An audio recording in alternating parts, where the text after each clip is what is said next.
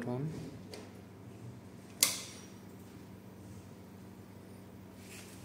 Standby LED on. Now power button.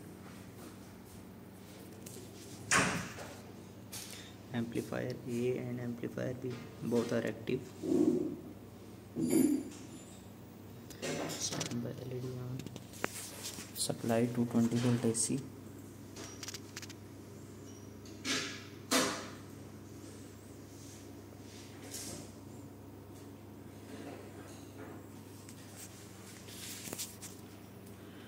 Now once off, again on.